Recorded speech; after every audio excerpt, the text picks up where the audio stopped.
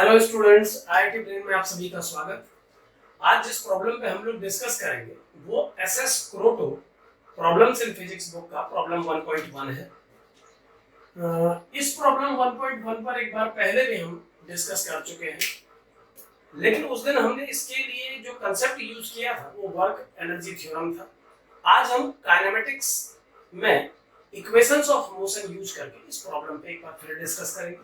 Problem एक बार आप सुन लीजिए।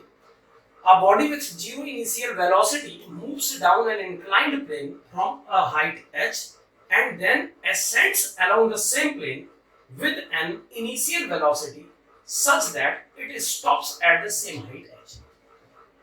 यानी प्रॉब्लम में मेंशन है कि h हाइट के एक इंक्लाइंड प्लेन में एक बॉडी को टॉप से बॉटम तक लाया जाता है रेस्ट से, और उसी बॉडी को बॉटम मोस्ट पॉइंट से स्टार्ट करके कुछ वेलोसिटी देके टॉप तक पहुंचाया जाता है, और जब वो टॉप पे पहुंचती है तो वो रेस्ट में आ जाती है। तो फिर उसके बाद ऑप्शंस हैं। पहला ऑप्शन है time of ascent is more than the time of descent if plane is smooth. Time of descent is more than the time of ascent if inclined plane is smooth.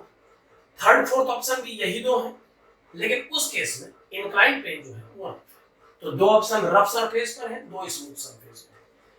तो पहले हम smooth surface वाले case पे discuss करते हैं। अगर surface smooth है और पार्टिकल जीरो स्पीड से बॉटम मोस्ट पॉइंट की तरफ ट्रेवल स्टार्ट करता है, तो मान लेते हैं इस इंक्लाइंड प्लेन का लेंथ s है। अगर इस इंक्लाइंड प्लेन का लेंथ s है तो by second equation of motion s vector equal to u vector t plus half a vector into t square in vector form. इस पूरे प्रॉब्लम पे डिस्कस करने के लिए मैं इस इंक्लाइन की डायरेक्शन को i कैप डिसाइड कर रहा हूं। यही मेरा x एक्सिस होगा इस प्रॉब्लम के लिए। सो अगर मैं वैल्यू पुट करूं डाउनवर्ड मोशन के लिए फर्स्ट स्टेप, तो वैल्यू पुट करने पर ये बन जाएगा s i cap equal to 0 null vector plus half a i cap t square. यहां पर a i कैप जो मैंने लिखा है, एक बार मैं क्लियर करूं कि इस बॉडी का मोशन इंक्लाइन के अलाउंग जिस एक्सेलरेशन से ये बॉडी इंक्लाइन के अलाउंग मूव कर रही है, मैं उसे ए मान रहा हूं।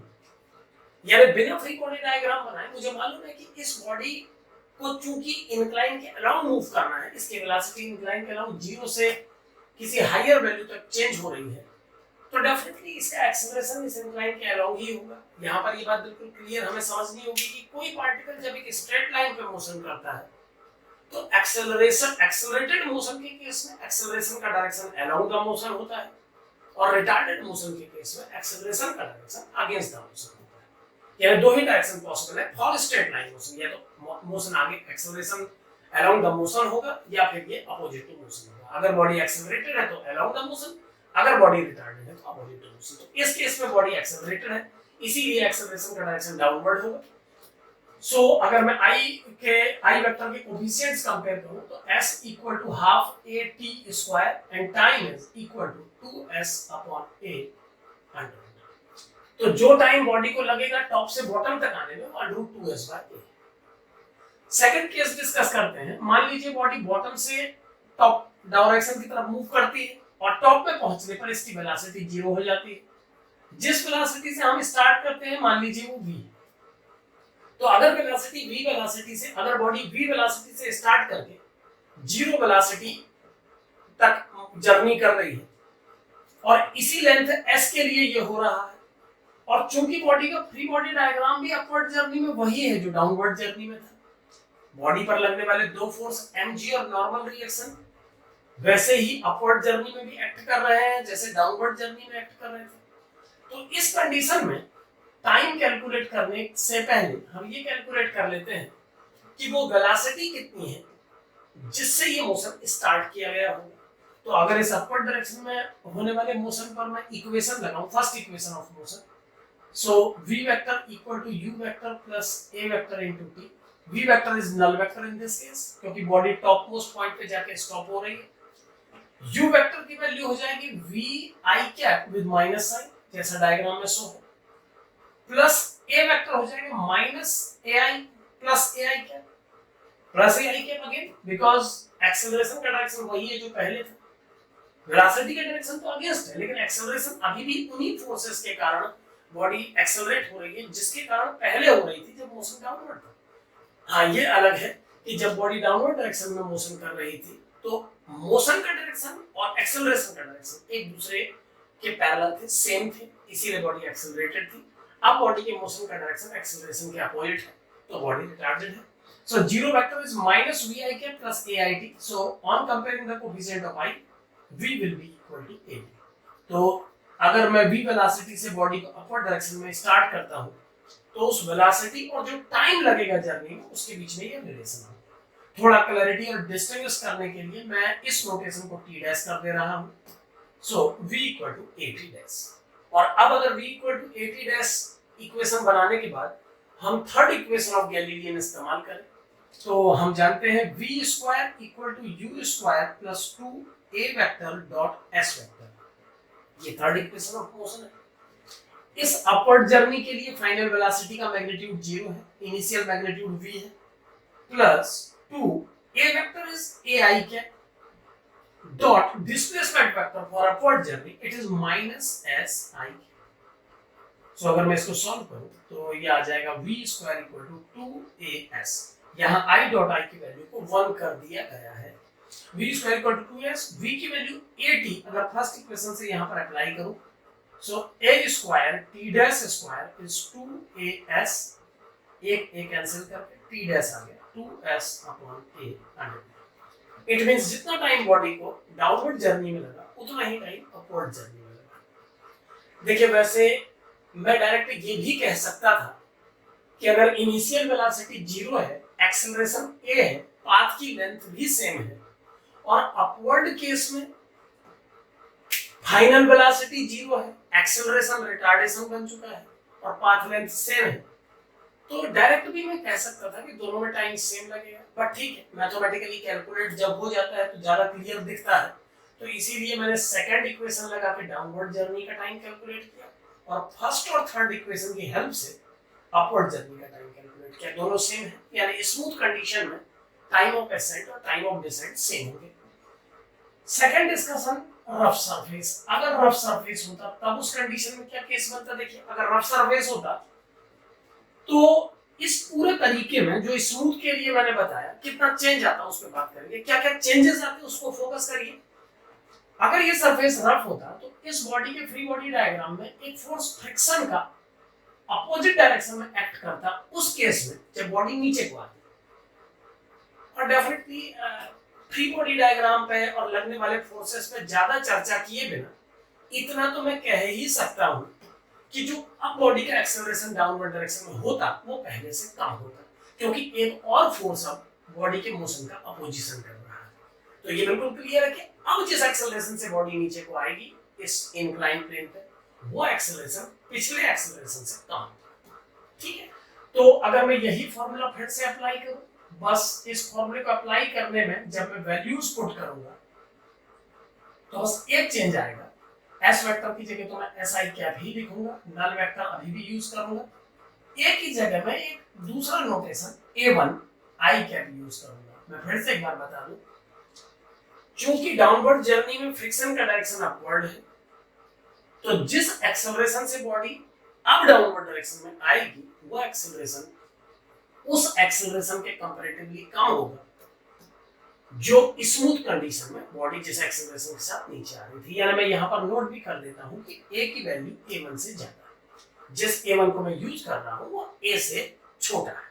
तो i को i से कंपेयर करने पर 2s upon a1 under this is time t in first case. t को और नोटेशन चेंज कर लेते हैं, suppose that is t1, rough case में t1 t2 यूज कर लेते हैं, यहाँ हमने t डैश यूज किए थे तो t1 is under 2s by a1। Now upward journey के केस में जब बॉडी ऊपर को जाएगी तो इसके फ्री बॉडी डायग्राम में mg का नेचर बिल्कुल सेम रहेगा, नॉर्मल रिएक्शन अपना नेचर नहीं बदलेगा, लेकिन फ्रिक्शन अब डाउनवर्ड एक्ट करेगा।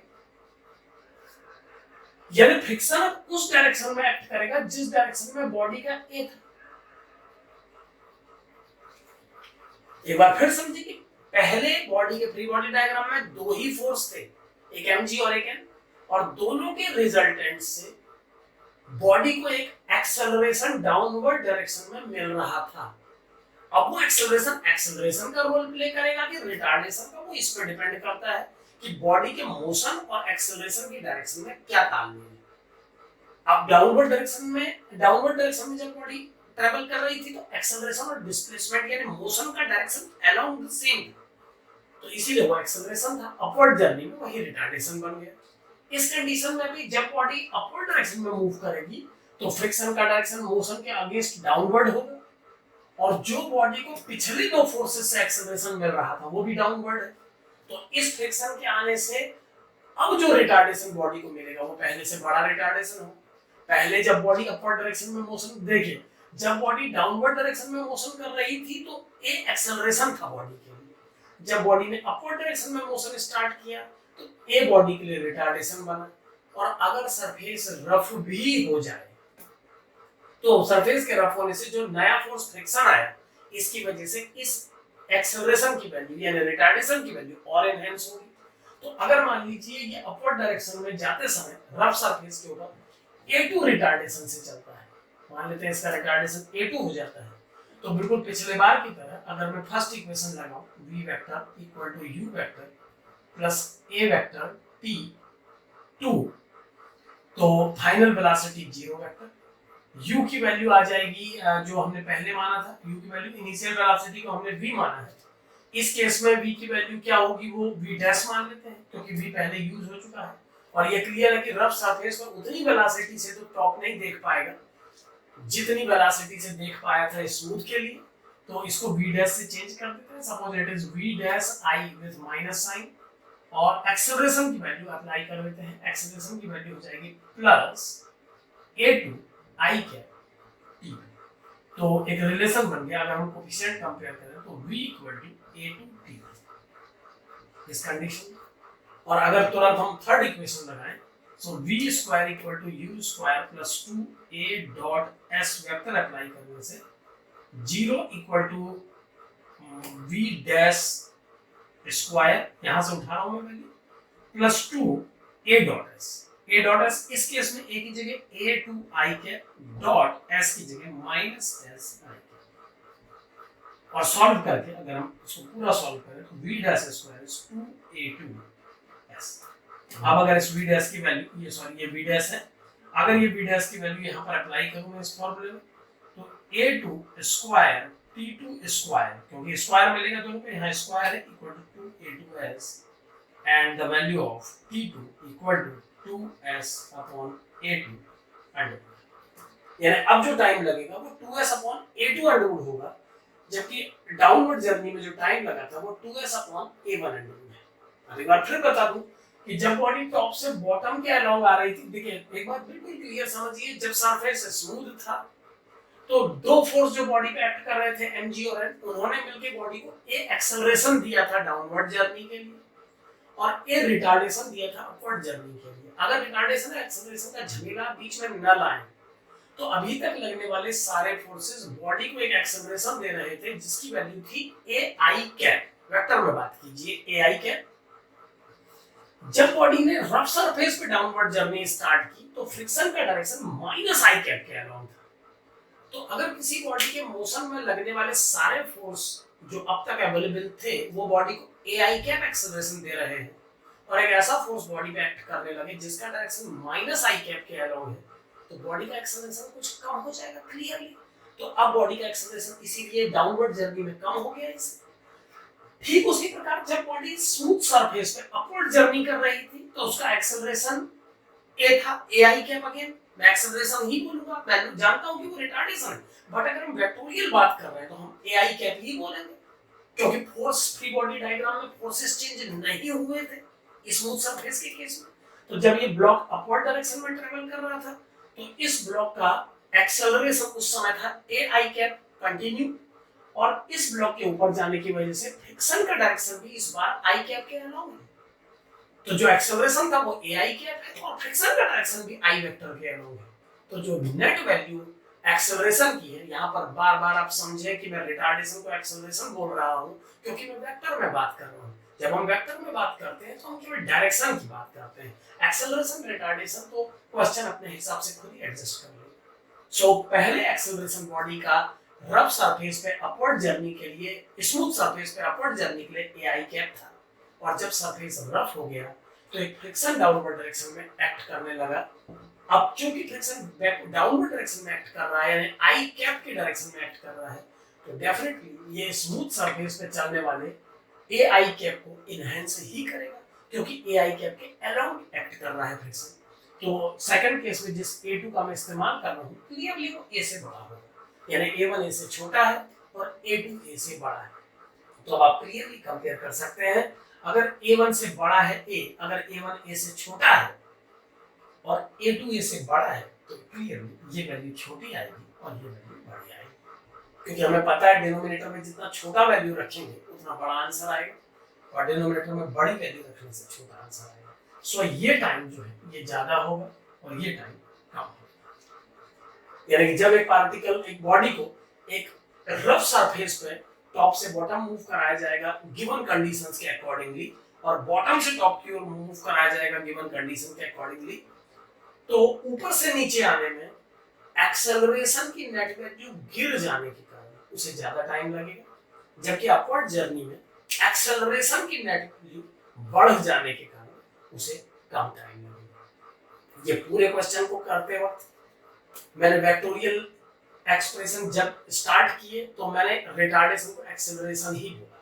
तो उस पॉइंट को ध्यान से समझें कि जब हम वेक्टोरियली किसी टर्म को प्रेजेंट करते हैं तो वो एक्सेलरेशन है या रिटार्डेशन है, ये तो क्वेश्चन सेल्फ एडजस्ट कर लेता है, हमें बस ये ध्यान देना होता है कि वो वेक्टोरियली कितना है।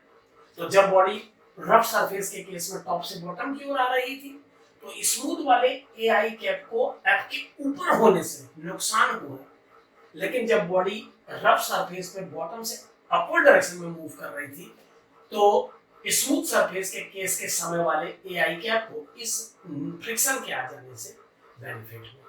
तो यानी कि ये जो टाइम है A1 की छोटी वैल्यू के कारण बड़ा होगा और ये A2 की बड़ी वैल्यू के कारण छोटा होगा। तो डिसेंट में ज्यादा टाइम लगेगा, एसेंट में कम लगेगा। Thank you.